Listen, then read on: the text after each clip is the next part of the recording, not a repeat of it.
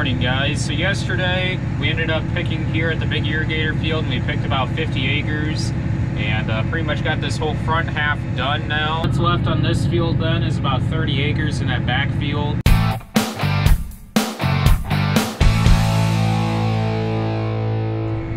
What we're doing now, I just unloaded the grain cart from whatever we finished up with in this field from last night. And last night around 8, 9 o'clock, Dad and I moved down to Hefner's. And there's about 60, 65 acres left down there. All that goes up to Union.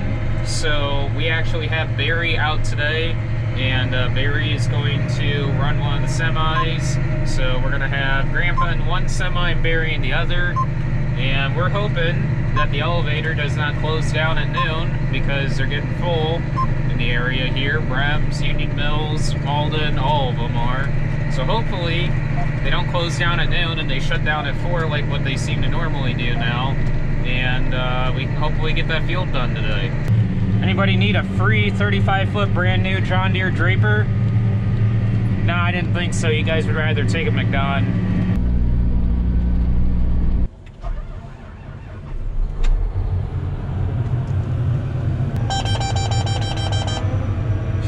What? I don't know. Went away. No, I'm just kidding. I'll check into it. Hydrostatic charge pressure switch. Interesting.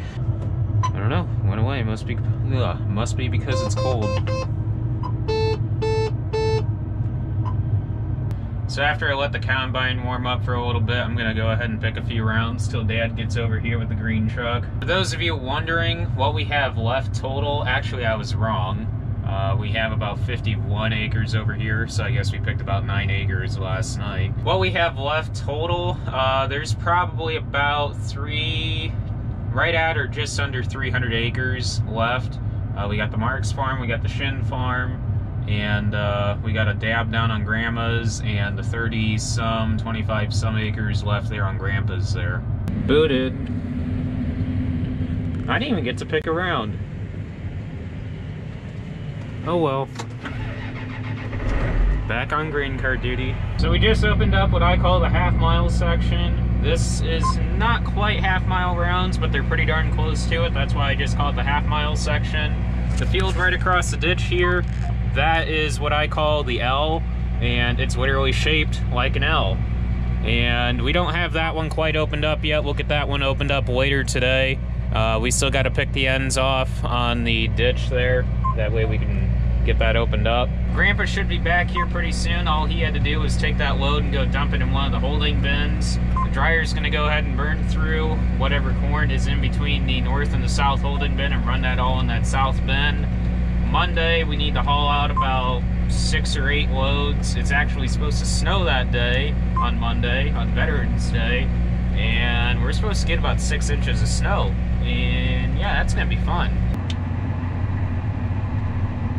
Time what he did was he backed up on an angle and we swung the auger about halfway out, and I rolled under it with the cart, and it just barely cleared the tarp back there. And we unloaded that way. This time I guess he's just gonna open up a little part there for me to pull into.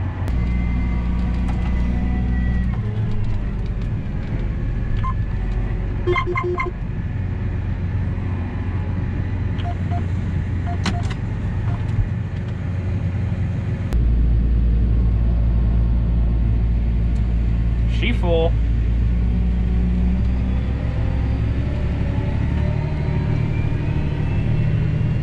Well, Grandpa's here finally, and Barry's just now showing up from getting back from Union. So time to hit it hard and get some trucks moving. Because I guess that's what Werner Farms does. Well, currently waiting on Grandpa to get back from going up to Union. Dad's gonna be full here when he gets up to the end here with the combine, so I imagine we're gonna end up stopping here and fueling up and going through and greasing it real quick until Grandpa gets back. Well, never mind. Grandpa just showed up right when he got up to the end here, so I guess we will go ahead and fill him. Well, half mile's done. Time for the L. Alright, you're good to go.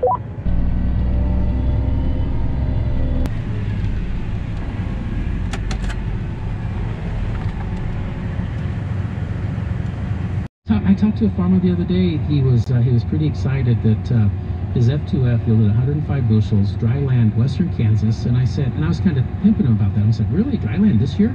And he goes, well, in all seriousness, the entire month of July, the entire month of August, we had 0 rainfall.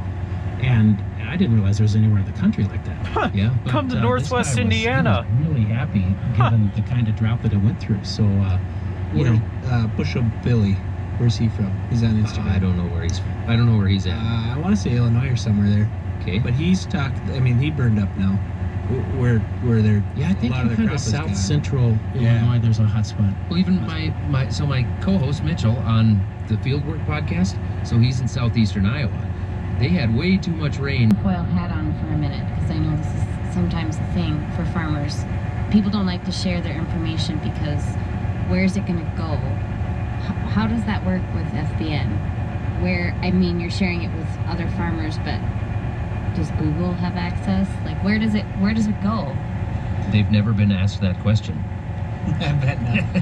Yeah, not at least not since Husker Harvest Days a couple weeks ago. That's kind of probably what farmers are thinking, right? The guys absolutely. who don't want to share it. And they think that about the other companies too, that you input your data to. Yeah, so what we do, everybody gets that. So how we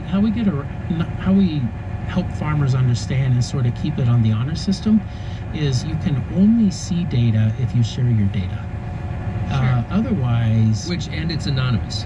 It is. So my neighbor anonymous. doesn't know what my yields are. Okay. Well, and right now, if you go into Seed Finder, there's only maybe a dozen hybrids that you can see data on. Because let's say that if on a hybrid from whatever brand, if there's only 1 or 2 farmers that have uploaded that data, we're not going to show it yet.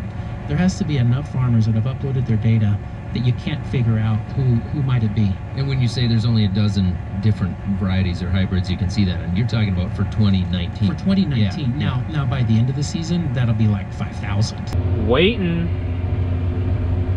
All right. Yeah. So we went with that. Like it. And You can go. You said the Jan Payne of beers, which can go. really cracked me up. So because most of the people listening probably don't realize that this is Jan Payne, whose voice you're hearing. Well, we're back. We took an hour here and greased the combine, greased the grain cart, ran fuel in the combine, and went back because Grandma actually had lunch laid out for all 4 of us. A few hot laps here on the bottom side of this L, and a couple long passes here. So we're about half done with this, and it's about 12:40 right now, and we'll get this done by 2 o'clock easily.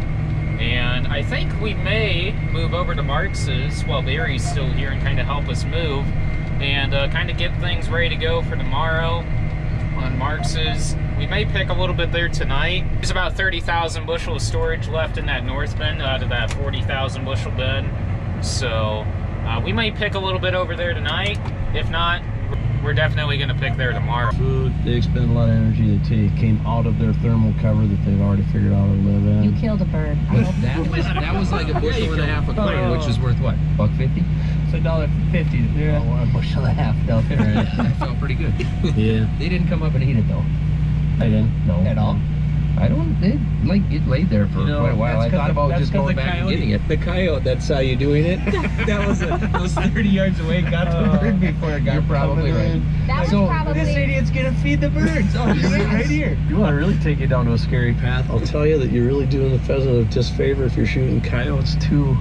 I was like, shoot those coyotes and save some pheasants. Because of the fox, right? Yeah. A fox is probably a fox, maybe. I have. But here's. I have to ask, what does the fox say? Grandpa and Barry have been Johnny on the spot today with the trucks. Combines only had to wait about a minute at the most. This is nice. You're good to go, Barry.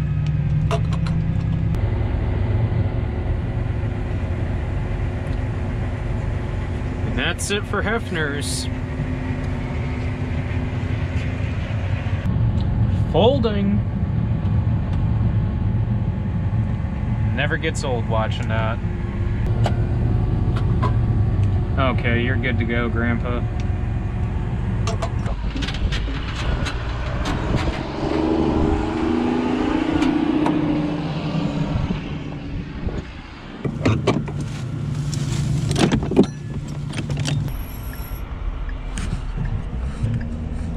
Right now, guys, we're moving over to what we call the Marx Farm. There's about 130 acres over there. 60 in what I'm standing in now, 50 just on the other side of the road, and about 25, 30 right across the railroad there. Blue semi's full right now, and we're gonna pick the grain cart full, and we'll take that blue semi back, and hopefully by then the dryer will be finished drying that corn that we picked over on the big irrigator field, and we'll get things switched over and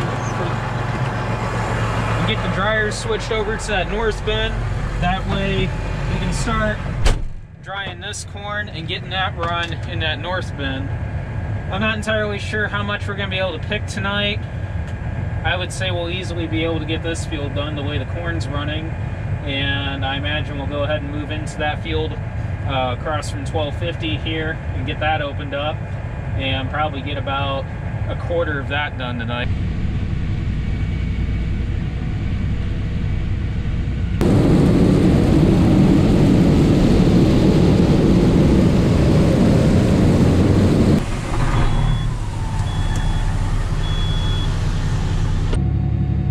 I'm gonna go ahead and take this black semi back to the farm and dump it in that south bin, and that'll fill that south bin. Dad's gonna go ahead and pick by himself. I guess I'm supposed to head down to Knox and get a couple of pizzas from Pizza King while he picks this. We'll get this farm knocked out no problem tomorrow, and probably move down to Grandma's and get that 15 acres done tomorrow also, because that'll fit in the bin. What's left then would be Shins, which is about 140 acres, 140 over there of corn. So we're getting close, guys. We'll get done next week.